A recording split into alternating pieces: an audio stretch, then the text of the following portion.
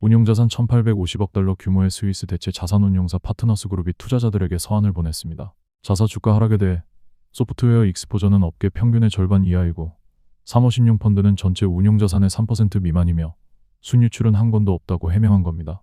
연간 실적 발표를 몇 주 앞둔 시점에 정기 공시와 별도로 이런 서한을 보냈다는 것은 그때까지 기다릴 여유가 없을 만큼 투자자들의 불안이 몰려왔다는 뜻일 수 있습니다. 파트너스 그룹은 사실 이번 사태의 당사자가 아닙니다.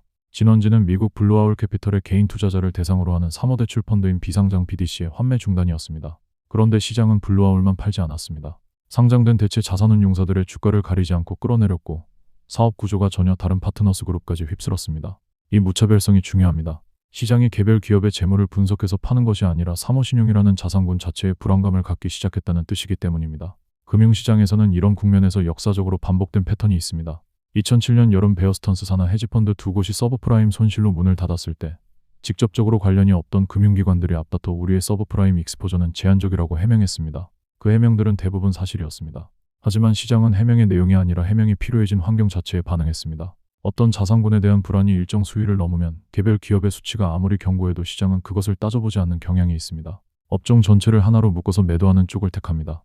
파트너스 그룹의 해명만으로 회사 주식을 둘러싼 불안이 가라앉기 쉽지 않을 수 있는 배경이기도 합니다. 대체자산 운용사 주식들의 전면적인 매도세가 어디서 멈추느냐는 결국 소프트웨어 대출의 건전성에 달려있을 가능성이 있습니다. BDC 업계는 소프트웨어 기업의 정기결제형 매출이 예측 가능하고 마진이 높다는 판단 아래 대출을 집중해왔는데 UBS 추산으로 전체 포트폴리오의 25에서 35%가 AI발 위험에 노출돼 있습니다.